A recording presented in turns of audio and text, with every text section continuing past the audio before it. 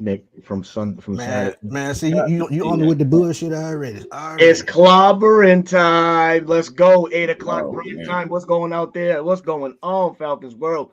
Thank you, everybody, for joining the stream this evening, previewing the Mhm. Falcons and Jets and the first place Atlanta Falcons as we head to the Meadowlands. And we have a special guest, Yes. guy that needs really no introduction, man. JA55, man. Mr. John Abraham himself in the building. Thank you for coming on the 95 No Sports Machine again, John. How was your Thanksgiving? How was your little holiday break, man? Oh, good. I don't really celebrate holidays, so Cool. it was like another day for me. I ain't no knock on anybody who get into that stuff, but it Cool. was cool, man. My kids had a good time with their mothers, their side of the family, and they did a good thing. I was just at home chilling, man. It was a good weekend though. The Falcons won, so definitely Atlanta is perky, and it's crazy because there was no Saints fans like it used to be. I went to the game, and usually it's It black was and gold because somebody hit me. They was like, "Oh, John, man, it was so much energy." I was like, "Man, y'all ain't used to the old because the old New Orleans Falcons game, man. The streets would be Woo! closed over here. You would see Oh Saints yeah, people walking yeah. around with umbrellas, and it's like Oh feeling." yeah. So I was like, "Yeah, indeed. it was cool though." But I'm glad they got the win. But it's definitely in it. The atmosphere wasn't nothing like it was back in the day, man. Yeah, cause That's I'm telling you, the definitely '90s. Ooh, Lord. Correct. Woo, Man, what? '90s. They'll never get back to that. I'm just saying. yes, sir. Yeah, like I Chris, what said, say that you, man? How'd atmosphere it was go, brother? great. Man, I said that atmosphere was great, man. That's awesome, That man. atmosphere was just unmatched on Sunday, man. Hmm. Falcons fans everywhere. We got the win. We had the 50 years of hip hop just celebrating, and I mean I'm happy to be on the panel as always with my two tag team partners, man, and just actually my first time sharing the platform with such a legend. You know what I'm saying? A guy that we still missing on the edge, and Hmm. John Abraham himself, Hmm. man. It's just a blessing. And being with Fox Sports this past Sunday, and then what I'm saying, now here on Tuesday, I'm just riding the wave, man, living the dream. That's it, Quick brother. question before we get into it, John. Would you be open to being a coach down the road? No, Ooh.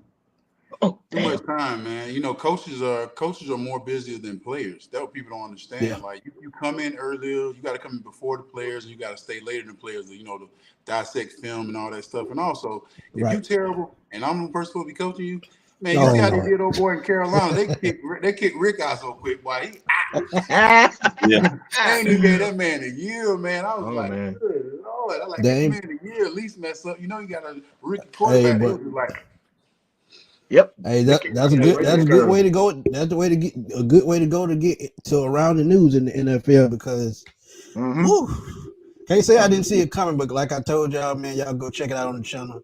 It's just karma, man, because Steve Wilkes should have got that job hands down. We talk sure. about a guy almost led them to the playoffs after having a losing record when he took over.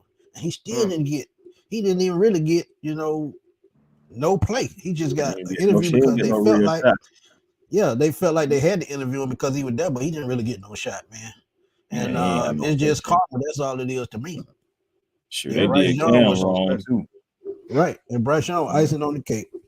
That's the worst marriage that in the NFL right now. They would have Yeah, been so much yeah. better off with CJ Stroud, but I rest my case on Bro, it that. wouldn't have mattered what quarterback went over there. That's a dumpster fire. And that's just all it is to it over Man, I don't know. I think to differ a little bit over with that one, though. I think CJ Stroud there. could do some good things in Carolina right now, as opposed to what he's doing. Well, what he's doing in Houston is phenomenal. Bobby Slowick got that man playing out of his mind, but I think he could have had some of the same success with Carolina. But enough about the Panthers, man. Let's Right. go from the chat, man, and let's see what's up to some of the folks that are in here. Oblivion Empire, what's good, family? Carlos, Reggie 2K. Brother Deke Ruffin is in the building from sunny California. Oh, RJ ATL for life. The plug is in the building. William Amy and Kevin Hicks. Thank you oh, all for joining the stream tonight, man. We Out of your definitely Falcon appreciate mind in you. the house. Shout out to hey, John. salute to Shout out to There Mike. we Mike. are.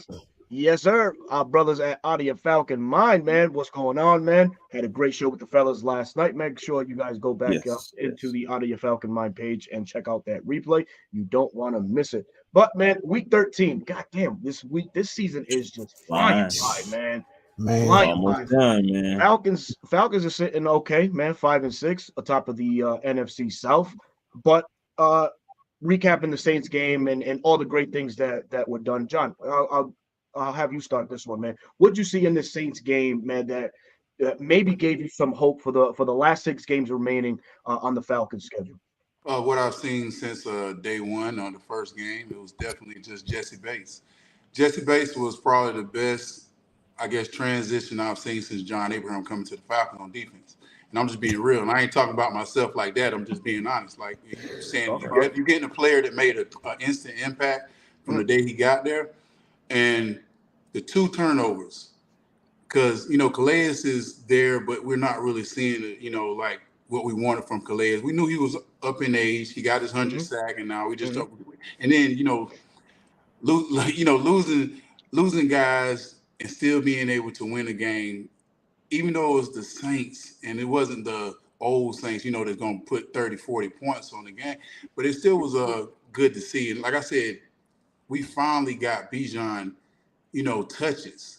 We got the running backs to play. I didn't see Algier that much, but he actually touched the ball a little bit. We got Patterson, involved in the game. And I think there was that one play that they was talking about. I think it was like a short, right? And they let Ritter keep it instead of giving it to one of the running backs. And I was sitting there talking to one of my ex-teammates that happened to be at the game. I said, we have 3 possible guys that can rush for 1,000 yards. You can hand that ball off to any 3 of these guys and get a first down easily. You choose to play. So sometimes I never wanted to question the play calling. But this whole year, you got to question what the coaches are doing, because why aren't we running the ball? Like, or why are we put like this? It's not even in the running red the ball. zone, Why aren't we putting the ball in these 3 guys' hands in some kind of manner? Like, why aren't we putting it? Because you see when Bijan gets the ball, it's a whole different excitement. So that's the only thing I can see from it. With the Jets this week, I'm looking for defense, and I'm hoping that we can see a lot of running, on both sides of the ball. Because not saying I'm knocking any one of the quarterbacks, but nobody has no exciting quarterback play out there. Yeah. But it's a very, very relevant topic to talk about, John. Tim Boyle is under center now for the New York Jets, man. They've had, it just like the Atlanta Falcons, just a seesaw affair with the quarterback position. Of course, the most expensive four snaps in the history of the NFL, Aaron Rodgers, went out too quick, and the Jet season kind of went to the dumps after that. Circling back to the Atlanta Falcons, man. Of course, Desmond Ritter comes in, Taylor Heineke comes in. Desmond Ritter is now back on, so that it's similar quarterback styles. You can say, but in this game, and I'll ask you, Chris, what do you think the Falcons need to do to establish, or what can they capitalize on from Saints game and help them in a victory versus the Jets on Sunday? Well, it's obvious. Keep on running the ball. We run best to the right behind Lindstrom and McGarry. And I don't understand why we just, on that same drive that John was talking about, I don't understand why we just didn't keep running to the right. We possibly could have got a first down, but that's neither here or there. You've seen the game plan, and you got to continue to use these backs, continue to run the ball. That's the reason why we drafted Robinson, because we was trying to sharpen our strength. And so we're getting him some touches now. He had 91 yards and a score. And even Algiers had 10 carries for 64 yards. Patterson, those 8 carries that he had, they were strong and they were needed for those 43 yards. You had a nice little balance going on there. Continue with that. And even Ritter had a couple carries for 30 yards. And I believe you have to capitalize on that to keep the defense honest, keep them back off that line a little bit, because, hey, if you come in, he can escape out the back. You got to keep them off, keep them off balance, and also continue to use your backs. Just got to continue to use your backs, running the ball. I got you with that one. And Smitty, I got a question for you, man. Bijan Robinson and John and Chris just spoke glowingly about the run game and stuff like that. But the success that we're seeing now with Bijan, we circle back to the Arizona Cardinals game, circle back now to this past Sunday. Do you feel like the media has gotten into Arthur Smith's head as far as feeding Bijan the ball? Do you think that they're force feeding Bijan in any way, shape, or form? I could see they are a little bit, but at the end of the day, you just got to be smart about things. And you saw it last Sunday. They ran both of those big backs and wore down the defense. And then what do? Put the ball in Bijan's hands. When he scored that touchdown on that wheel route, he just had the Mario Davis in headlights. You got to do more things like that, man. You got to get him to football because, as I've said over and over, it's the strength of the team. So why not? And Desmond Ritter can profit from it. And shout out to him, man, for having the mind to forget about those turnovers and just keep playing until he made plays. And you love to see things like that. But again, man, it's Bijan the bust, to be honest. And as I've said, and you know it, Alberto. You got to build a team around somebody, and I think Bijan is that guy. Yeah. And speaking of that, Bleacher Report came out with their all under 22 or under 25 years of age list. Bijan was on that list, and also Kyle Pitts. And I know that the Falcons fan base, man, whenever they hear that name, they're like, "God damn it, Kyle Pitts, man!" 2 targets this past week for 22 yards on 2 catches, man. I hate to say the word underwhelming, but the performance was that underwhelming, and where we still don't understand why a guy that was picked, was so high in the draft with so much expectation is really being underutilized, man. And this speaks to Arthur Smith's play calling. That's gonna always be Achilles' heel when it comes to talking about Kyle Pitts. Is what's Arthur Smith doing to put him in the best position to succeed? And it's hard to see what he has done this year. So, Smitty, I'll start with you. What do you think the Falcons need to do in this Jets game to possibly get Kyle Pitts going, and so late in the year, might I add? Running the ball down their throat and open up the pass lanes. As I look at it, man, when he lines up in the slot, he really doesn't get the ball. But when he lines up X or Y on the outside, they find him. And any quarterback that knows a guy 6'5" is going to out jump a guy that's 5'11" to 6 feet. So it's just simple math. And Desmond Ritter has to have the confidence to make those throws, because I said in the red zone, if you outside of the 10-yard line between 10 and 20, Kyle Pitts is the guy you should be looking for. Drake London is the guy you should be looking for, because they're going to out jump those cornerbacks, those safety, and even those linebackers if they try to check them. So, just pound the ball down the throat and find Kyle Pitts. But they will have a test this week, because that Jets defense, they no joke, man. Yeah, they got some people on there. Man, they do. They for sure do. Let me see. I'm looking up their stats right now. Yeah, hey, bro. 28 total sacks. Go ahead, John. I don't see the reason why they can't just do tight end screens to him. Get him the ball quick as possible, even if it's something short and sweet. Get him the ball. Let's see what he can do when he catches in the space. Ball. We're 5-6 right now, and we're on top of the NFC South. Woo. But I'm saying that my thing is now, what you said is, it's time for you to feed the fans now. Like, get Bijan as many touches as possible. Get the players and get everybody back into wanting to see the Falcons. And like you said, let's see number 7 and number 8 a little more. This is not okay. Push your pride aside. Push your pride. Like, I want it to be a passing team. I wanted Ritter to do this. I wanted this. Okay, now bump all that. We 5-6. We at the top. Let's just pound Bijan. Right. He got the whole offseason to relax right now. We at the top right now. If it was me personally, like, look, Bijan, get ready to get the ball 20 times. I don't know how we're going to get it to you. I don't know how it's going to happen, but we're going to make sure that you touch the ball 20 times every game. I don't care. You want to get your fantasy point, you're going to get them this week. Because every time you touch the ball, it always looks like one more cut, and it could be a touchdown. We haven't got to see Pitts like that. So, like I said, give them those short screens. I mean, I used to love when they used to give, like, when Julio first got there.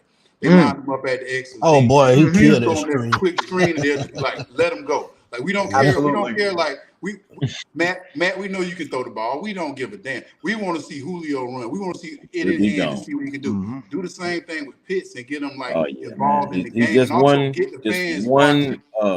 Get the fans like us watching and being excited, just because, cause if we lose a game and Bijan has 200-yard rushing, people gonna be happy. I know it sounds bad, but people gonna be like, "Hey, we went pretty high to get this guy, so we see why we got him now." So so try to play both sides of the table, man. Keep your job alive, and also keep the fans happy. We want to see 7 and 8 more. It's just common sense. It's very much common sense, man. I spoke lightly about this on a Bleacher Report topic I had the other day. The utilization of Kyle Pitts, and I go back, like you mentioned, John. To the days of Julio Jones. What Kyle Shanahan did with him, it was exploit defenses and having him in a lot of pre-snap motion just to see what the defense was going to give him, line him Right. up, and see what the mismatch is. That's what we can do. That we can steal that page right from the Kyle Shanahan tree or notebook. And Arthur, Right. man, listen, man, brother, open your eyes, man. There's so many answers and blueprints to how to use Kyle Pitts. It's not even funny, man. Just go back to earlier successes with some of the Falcon greats that we had here. But that's neither here nor there. I know that we're all clamoring. We all want to see number 8 in the end zone a little bit more. Only has 1 touchdown on the year. Hopefully, something comes about it this week. But like John, like we just spoke about not too long ago, the Jets defense, man, a very stout defense up front. They create havoc. They have 28 sacks thus far on the year. For me personally, I'm a guy that's all about the trenches, and I'm excited for some of the matchups that we're going to see this weekend. More specifically, our rookie left guard there in Matthew Bergeron, who PFF, man. He came out as one of the top guards this year, graded out at 94, but he has a tough assignment this week and trying to man down handle Quinnen Williams. So, Ooh, boy. John, Jesus. trench talk, man. What do you see? Where does what do you see the upper hand going to? This Falcons offensive line who has rebounded, some would say, or this Jets front four that I display. If we choose to pass the ball, if we choose to be a passing team and we choose to put the ball in Ritter's hand, with Huff coming around the corner, with Johnson coming around the corner, with Williams in the middle, even with the linebacker Mosley, even with dude, it's gonna be tough. It's gonna be tough, and it's in New York, so the crowd is definitely going to play a big. I have a big, thing to do with them winning or losing the game. But if you run the ball, and if we do like a lot of, like you said, run to the right, we can get Williams moving left and right. But when Bijan cut backs, ain't nobody gonna be there. You know what I mean? Because they have such a flow in their defense for the Jets. Everybody goes this way. So we get that cut back. We run a couple, traps or some stuff like that to get them a little moving around. I can see us really playing good ball. If we can get 17 points, I think that's all we need. They have They have good players, man. They have good players, and if you try to say that we think we're going to outmatch y'all by passing the ball with their front four, I don't know about that, boss. I can't bet on that front four against our front five right now, and I'm not trying to knock them at all. I'm just being real. They have a style, and they rotate too. They have a rotation. Very good. So it's not like we barely even seen Whitehead. I mean not Whitehead. The young guy. Whitehead is the safety, but I'm talking about the other guy, the young guy, Sauce Gardner. No. I'm talking about the D lineman, 99. McDonald. McDonald. Yeah, we ain't even. William McDonald. Yeah, that's right. We ain't even really seen him, and they doing a heck of a job just having those guys in there like that. And I said Quincy Williams is playing like an all-pro right now, so there's a lot of guys you got to watch out for in their defense. So I think it'll be smart for us to keep it on the ground and not try to throw it. I could see this game as the Jets making us one-dimensional. Really, just really honing in, keying in on the run, and putting the game in Ritter's hands and his decision making to help the Jets defense in the long run.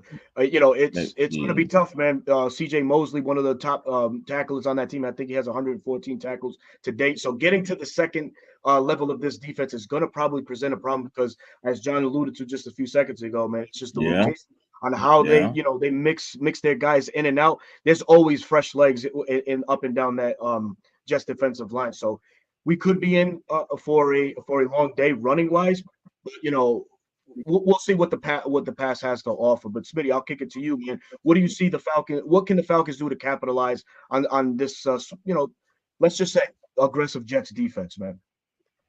I'm gonna agree with what John said earlier with Kyle Pitts. Since he's such a weapon and they have those aggressive linebackers, take shots at him. Push them off the line of scrimmage and make them worry about tight end or in the running backs. And like you said, you get them in space. I think that's the only way you're going to be able to move the ball passing-wise because, as I said, that secondary is probably one of the best in the league, and they're young too. And that's the crazy thing.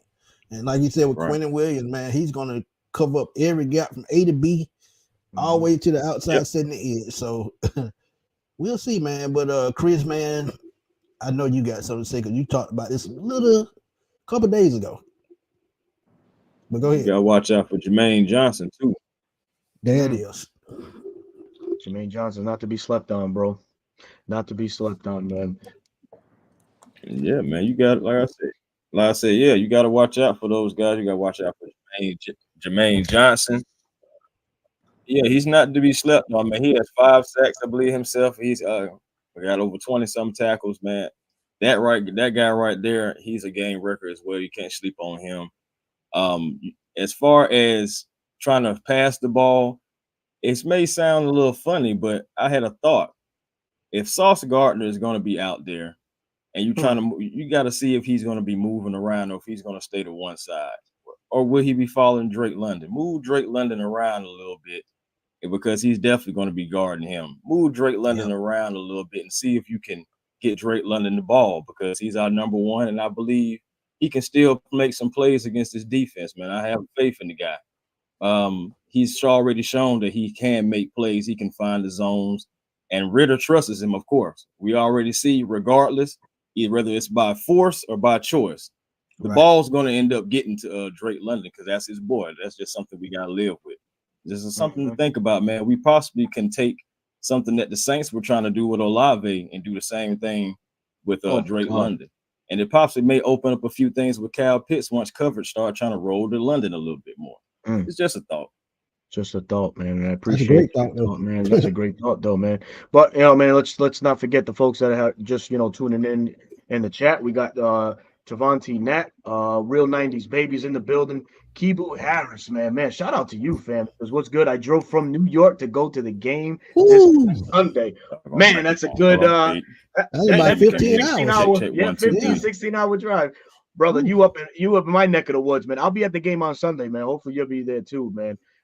Travis Preston's in the building. Real 90s Baby. King Cap is in the building. Kevin Hicks. John Higgins III. Big John, how you doing, big guy? Alberto Molina's in the building. Tony Wright's in the building. Miss Carey's she's here. Better late than never. Thank you for tuning in tonight. Really appreciate your support. Adrell is in the building. Let's see who else is in here. Henry Trong is also in the building, man. Appreciate you guys coming in. Tales by G also in the building. Chris Rogers, Soulful Sin. Yeah, man. So let's switch up the dial a little bit here, man. Talk about this Falcons defense, man. Or this after the reset, some would say a new look to this Falcons defense. We saw a lot of big nickel or cover three as they may add. We saw a lot of DeMarco Hellams on the field, which I love. Putting Richie Grant and better spots, having him hover around the line of scrimmage, man. But John, you saw the game on Sunday. You was there firsthand. Your thoughts right quick on this, sort of new look Falcons defense post-bye. Like I said, watching the game, I didn't see a lot of pressure like I wanted to see. I saw Bud Dupree get there a couple of times, but like it's not saying that the Saints are kind of hard to judge from. When you want to see them play like a good quarterback and see a good line, and you want to see them get to the quarterback and do things. So the defense without Bates, I mean, the picks if you take the pick six and the turnover in the red zone with the punch, I don't know where the game would have ended, because they took a lot of them just from those two plays, man. Because I watched the whole game and I was like, dang. And then even Ritter with his 2 interceptions to Matthew, like the red zone, I don't know what's going on with that, man. I ain't never seen that many red zone turnovers in one season in my life. Like if I played defense, man, I would be so pissed, man. Like because that was a bad throw. That was a bad throw. I promise you, man. I be so like trying to be like, come on, Ritter, I love you, man. You're gonna be a good. I see another red zone.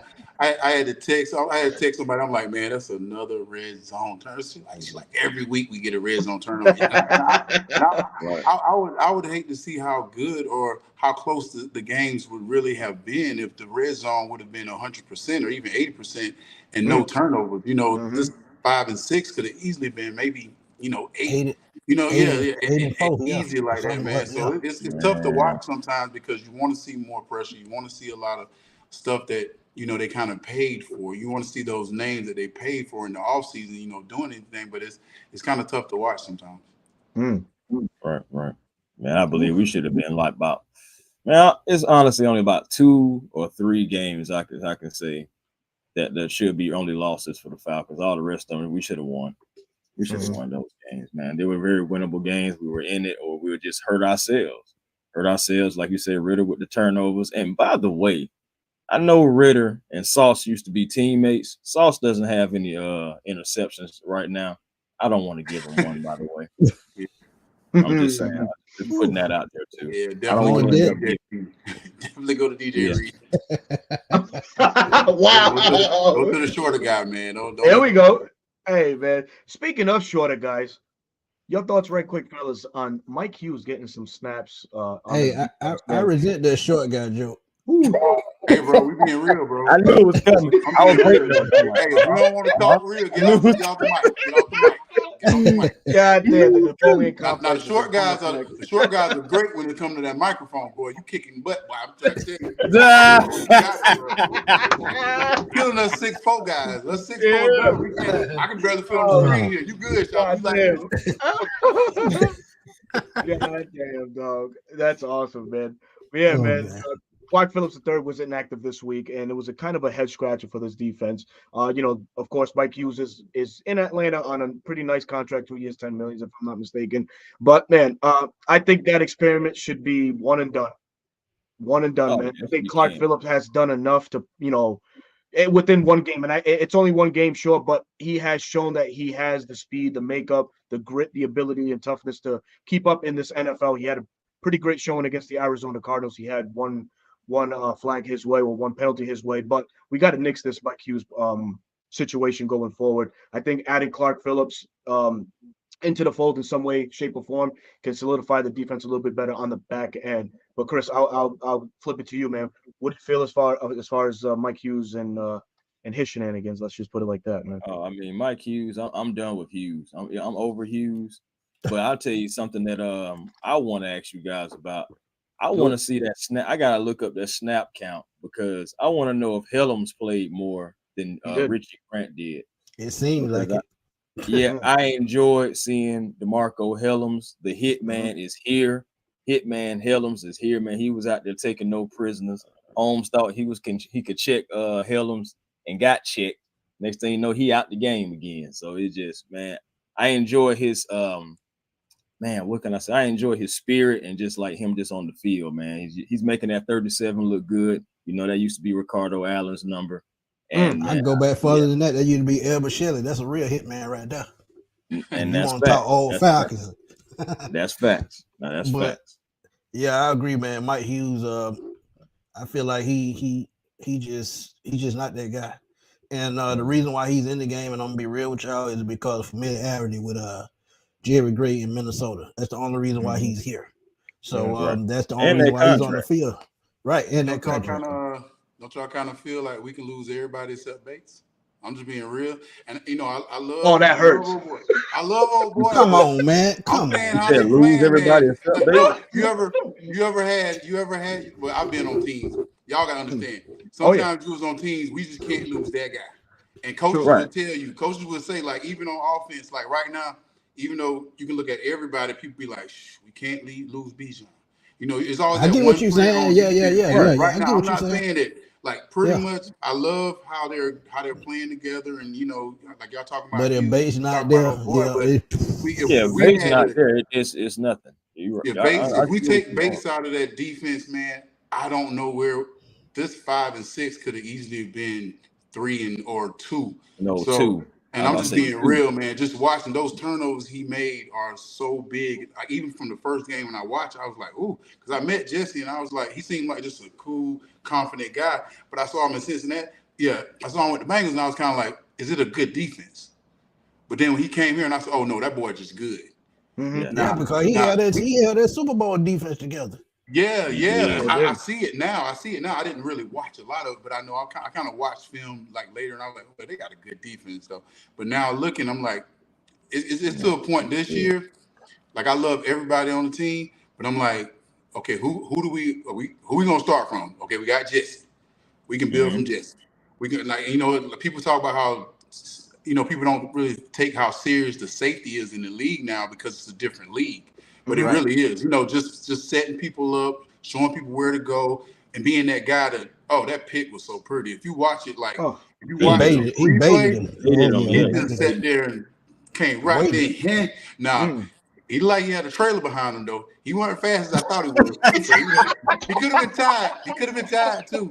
He said it. He even said it himself. He was like, he hit 20 miles an hour. He might hit about 18, 19. He hit 20. He about 18. Hey, John. Be having that little thing, that little meter say he hit about 20. Nah, he ain't hit 20 balls. Hey, John, I know you're gonna remember this game. I know you are, man. That interception reminded me so much of the Asante Samuel pick six against. I knew you was gonna go against the Raiders, man. Because he was pumping and pumping up the sideline. I'm like, even Dante Robinson caught up to him at the end. I'm like, God damn, man. I was saying the same thing. I'm like, man, was on the sideline. He looks gassed.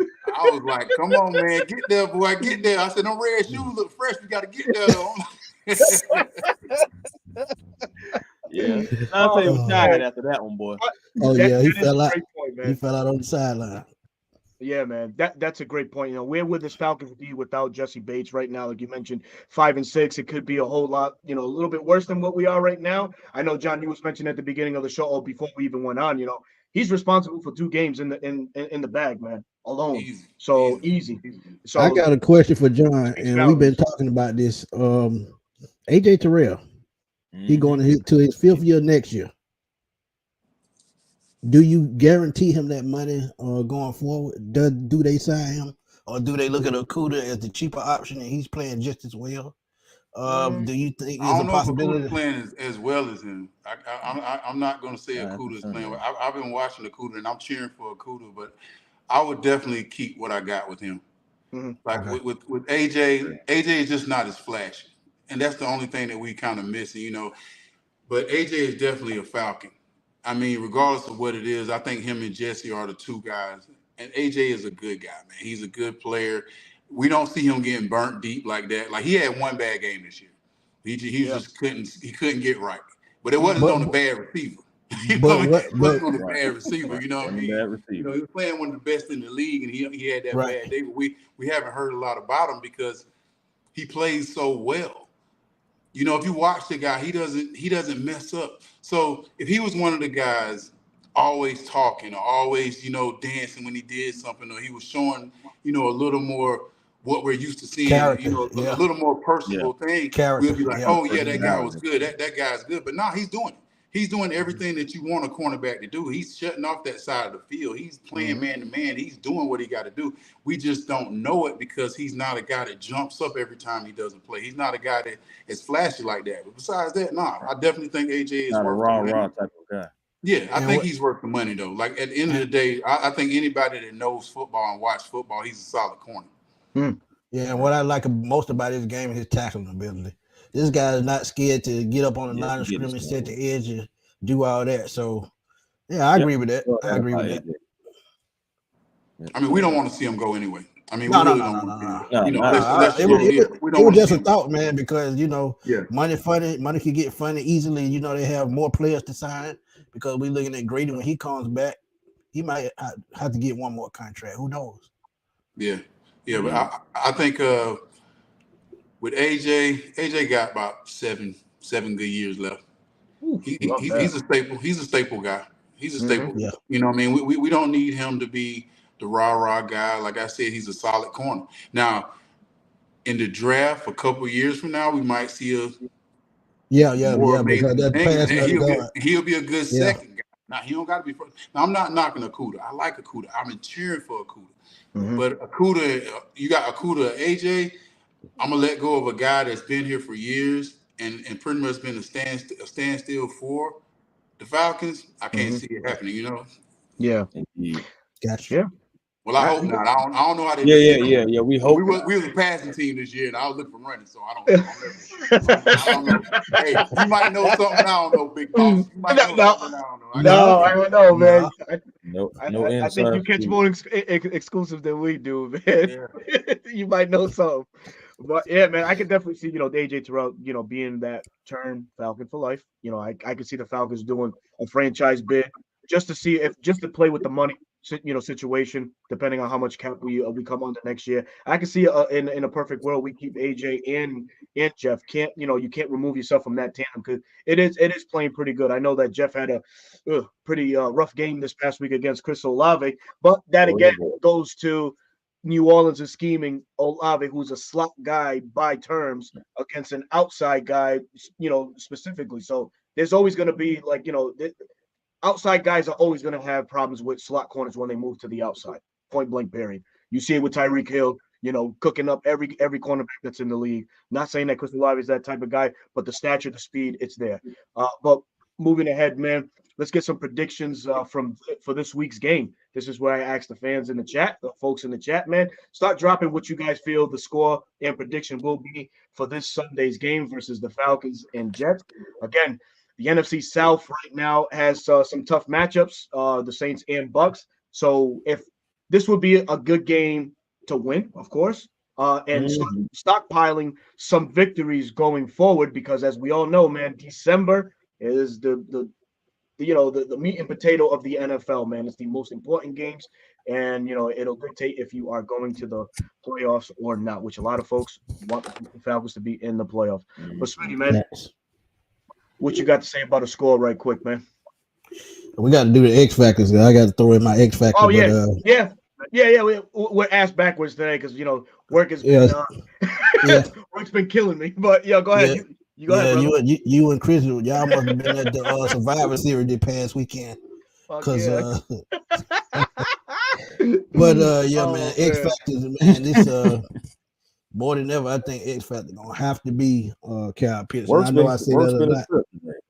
I know I say that a lot, man, but Kyle Pitts has to be the X Factor because, like John said, their front seven is probably one of the best in the league. It's gonna be hard to run. So to offset that running, but they're still going to run it without defense. But to offset that, you got to get the ball in the guy's hands, such as a Kyle Pitts, a 6'5" guy that, like I said, can out jump anybody. Like John said, get him the ball in space with screens or quick slants, things of that nature. But Kyle Pitts definitely got to be that guy this week. Chris, you hear us? Chris, I think Chris is having some technical difficulties. John, what do you think your X factor is going to be? X factor is easy, man. Whoever created more turnovers. I think sacks and turnovers is going to be whoever controlled the game. Third and long or third and short. Whoever has the ball when it's third and long or third and short, and whoever get the other people off the field the most. I think it's going to be 3 turnovers or 2 turnovers. Whoever creates the most turnovers. I think that is going to be the biggest X factor of the game. Like, the people don't matter right now to me. The teams for me is pretty much even matched up. 2 quarterbacks that we're not sure of, who's going to turn over, who is not going to turn over. 2 defensive lines that can get to the quarterback, but also we have great secondaries in both teams. So we got to see who can get the ball on the ground the most and who can, create points from that. I think it's going to be some field goals. Cool might be important. Oh, also. yeah. But I definitely think it's going to be. Yeah, I definitely think it's going to be who creates the most turnovers. Whether it's 2 turnovers or 3 turnovers, I think that's going to be the biggest factor of what team wins this game. Yeah. So by you saying that lets me know that the Falcons, they get in the red zone, they need to run the ball. Do not pass it. So so you got to bring it that way. But predictions, man, like you said, throw out them predictions. I gotta get my X factor right quick. That's okay. I'm gonna stick to no, you're good. I'm gonna stick to the trenches, man. I want to see another repeat by this Falcons offensive line. So my X factor going into the game will be how this offensive line stacks up against this Jets front 7 or front 4. Very active guys up front. They got a healthy rotation. So guys like Caleb McGarry is probably gonna be, is probably gonna have his head on the swivel, man, because they're gonna definitely bring it. So for me, the O line for the Atlanta Falcons is the X factor in this game. That's a good one. Chris, you made it back, my brother. I know, just in the nick of time, right? Give it that X factor right quick. X factor. You know what? I'm gonna go with the defensive line. I'm gonna go with the defensive line. I want to see what my defensive line can do against this offensive line of the New York Jets. I want to get to this quarterback, Tim Boyle. You know, I want to get to him, want to rattle his cage, and I want to make him throw us more turnovers. I want more picks from Jesse Bates. I want something from AJ Terrell. I want us to increase that sack total. So defensive line, I'm putting this on you because I believe that, you know, you can still make some noise out there. David Amanyata, hey, go ahead and make it do what it do. Nate Landman, a guy that we need to extend, by the way. He needs to go ahead and be a focal point in this defensive game. Him and Caden Ellis, I want them to get after it. Like my front seven, man, my defensive line, period, man. I need y'all this game. It's going to be a nasty game, too. The weather's supposed to be bad out there, too. So that's another reason why I'm going with the trenches. It's going to be a bad game. We got to run the ball, of course. So, I mean, it's going to be tough, but we still going to have to. I don't want to make Ritter have to do too much in this bad weather on the road. And like I said, front seven of the Atlanta Falcons, I need you this week. It's going to be a nasty game, so let's get dirty in the trenches. Two things, right quick. Sorry, Smitty. I think Nate Landman is signed through 2025, so I don't think he's a free agent anytime soon. So we got some. They're still going to give him a raise though, because give him some performance. Some performance incentive or something like that because the kid is balling outright, man. John, I got to ask you this question. We talked about it. Already. I don't strip no more, man. I don't strip. I retired from that, man. I had to give up. Chocolate Thunder has retired. Oh, boy. But there you have it. We got breaking news. You need from Honest Abe. Oh, man. Go ahead, bro. But it is a blessing in disguise that we found Nate Landman and probably use Trent Anderson in other roles such as outside linebacker as a pass rusher. Well, I think because the D line isn't playing up to what we thought it was, it gave Landman the options to play better. Think about it. If you had a D line that was getting to the tackles, we wouldn't see Landman. I'm just being real. Let's just call a spade a spade. If your D line is getting tackled for losses and getting sacks and stuff like that, like, okay, when I played, you didn't really know a lot about our linebacker because we was in the backfield. You got to think about that. If you look at these good D lines, you might if you look at Pittsburgh, you don't talk about their linebackers that much, except for the outside linebackers and their D line. So when you have a D line that's going like that, you might not see them linebackers like that, man. So like real talking, I ain't trying to knock him, but he took advantage of the opportunity he had. You know what I mean? Like okay, I'm doing this, I'm gonna go. Because if you look at Quincy Williams with the Jets, he's making more tackle for losses. As a linebacker, he's making tackles, he gonna win. But you see the tackle for losses because he got a D line that's gonna have everything in so he can run free. And I think Landman is taking advantage of, okay, our linemen aren't doing as much. I'm gonna go get it. I'm gonna get it. The ball on him, I'm gonna get it. And Landman has been playing lights out, great. Yeah. Wow, that's a solid point. That's true. That's very much that true. question. Right. Smitty, I got to throw one more thing out of there, man. Shout out to the Atlanta Falcons. They surpassed their whole sack total from last year. They have 22 on the year now, as opposed to 21, what they had all of last year. And the much criticized Arnold Ebiketie leads the team in sacks with 4.5.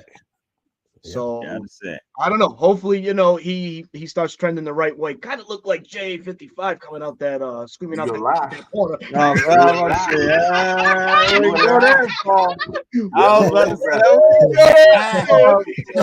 that playboy. There's only one. Oh, man. Only one, man. But it was good to see him scream off that edge, man. The days of our good friend here, John, man. So definitely something. Hopefully the Falcons can capitalize this week.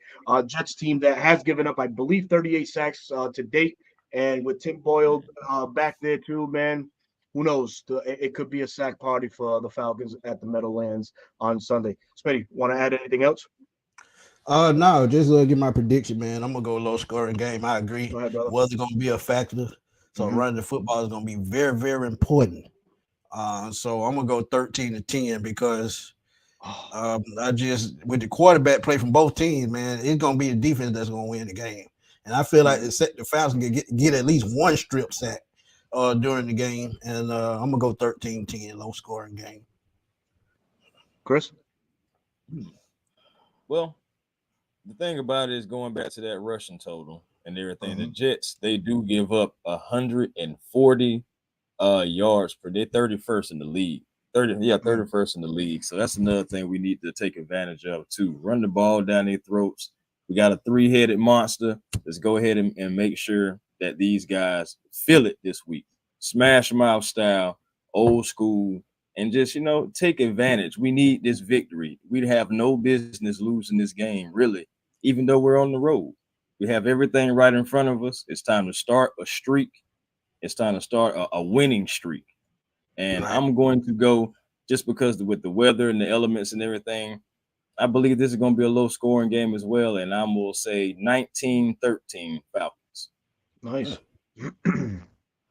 What say you, John? 21-17. Ooh. And this is a prediction just because I want to be an asshole. Okay, I want to see. I want to see Janu. I think Janu's going to have a good game because Goddamn. usually when people not thinking about, people thinking about other stuff, Janu Right. plays well. That's when they, everybody think about Pitts and they thinking about 7.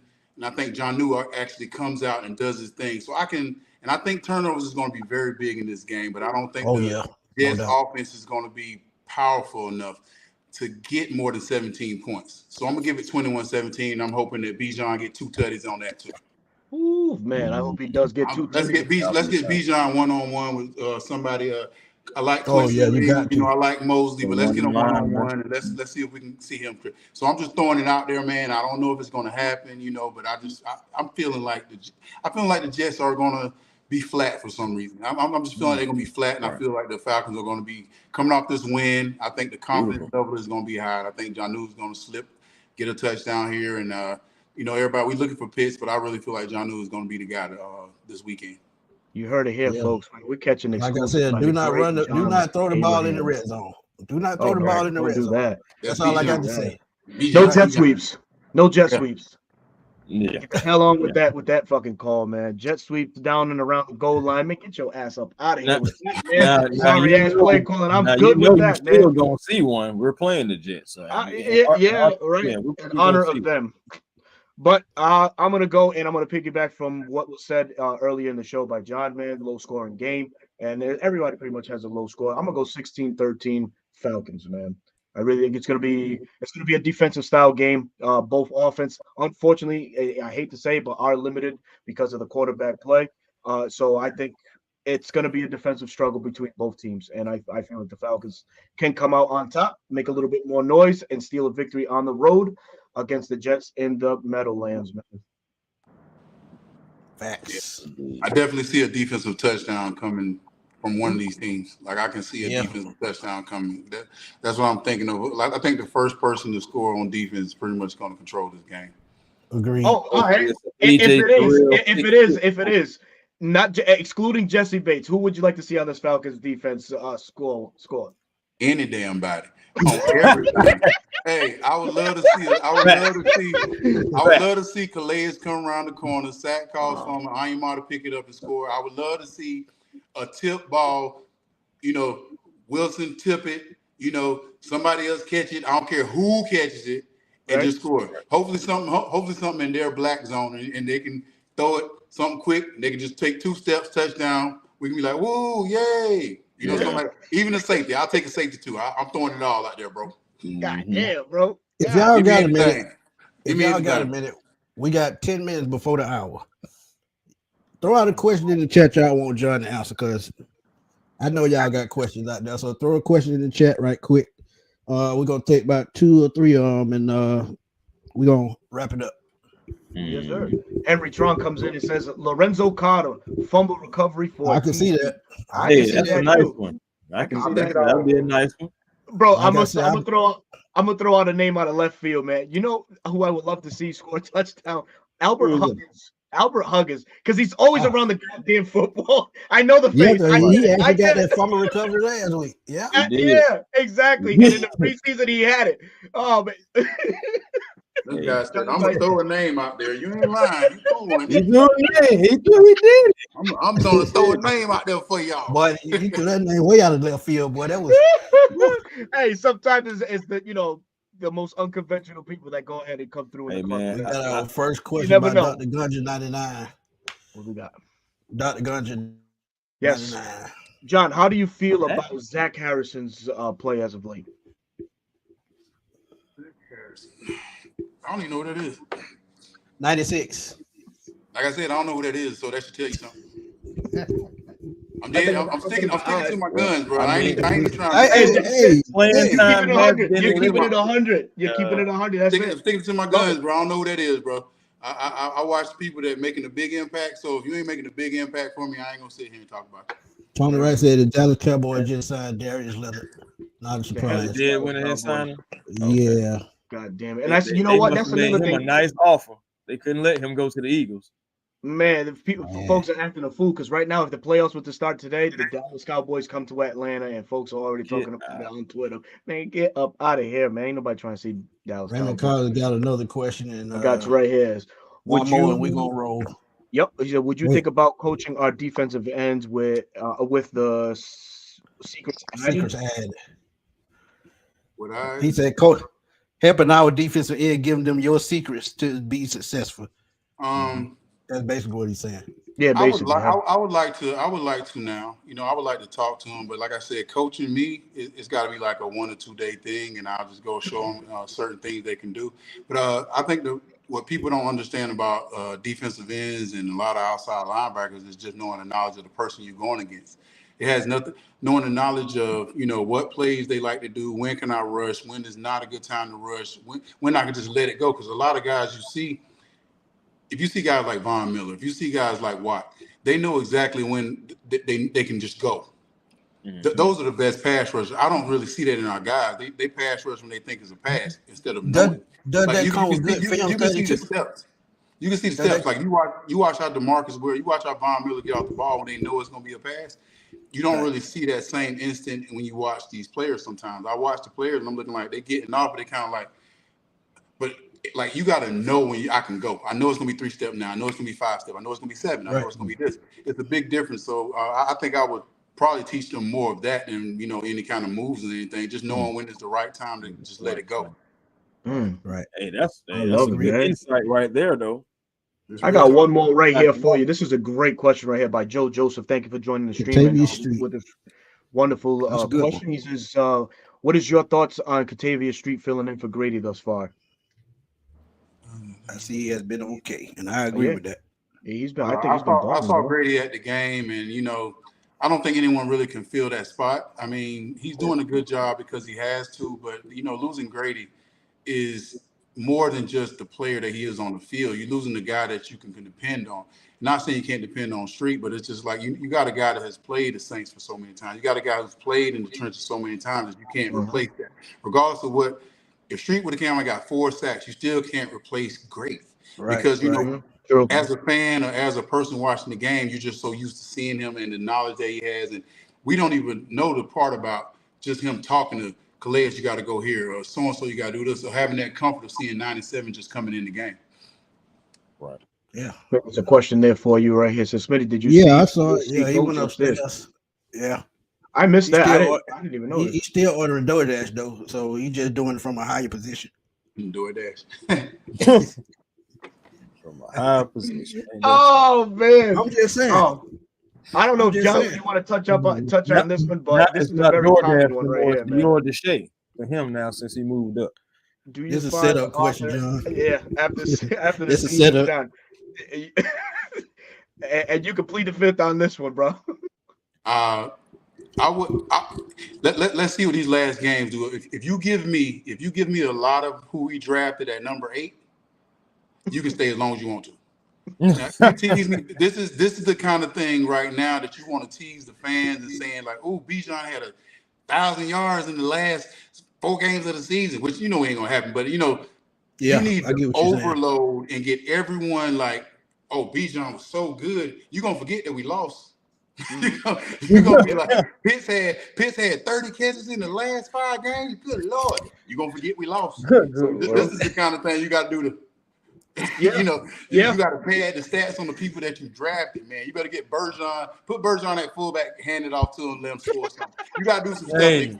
You gotta do something to make people get excited right now. It's all about the excitement level. Hey, I'm And just you get saying, my man. excitement One level step up for the rest of the season. Like if you lose and Bijan only have 1 carry, oh no, he need to go. If you lose and Bijan have 30, we gave our best effort. It's all about a mental thing. Now, mentally, you got to make people feel like, oh, we was trying to win. Now, if you're not getting it to your best players and you got rid of throwing picks in the red zone still, it's on you, buddy. It's not on the Yeah. you got running backs back there that can run the ball and you're gonna throw the ball in the red zone and you can run the ball 3 times. It's on you. So give us the benefit of the doubt and stop making us feel like we dumb for like wondering why Bijan ain't touching the damn ball. That's true. If that makes sense. That makes a whole lot of sense. all of Man. sense. Wonderfully said, man. God damn, John brought it today. God damn Yes, it. sir. He brings it all the Whatever, time, but man. Whatever, man. He got a little up into it today, man. We love that shit, man. We love it. We love it, brother. But Smitty, you want to add on anything before we roll up out of here, man? Oh no, I ain't got nothing to add after that. Yeah, he Chris? Yeah, I'm talking he about closed it out. I'm shit, talking that about was for real. that was some show-stopping shit right there. And with I'm that, talking about showstopper. we have come to the conclusion of this another edition of the 95 North Sports Machine with our special guest, John. Yes. John, thank you so much, He man. not a special guest no more. He family. Yeah, He family, he family, man. Pretty much, man. Appreciate it, yeah, man. Thank you for always being available, and coming rocking with us. Just sharing your plethora of knowledge within the NFL and with our Atlanta Falcons, man. So as Right. always, man, you're always welcome on the stream whenever you feel like coming on, man. So we thank you again.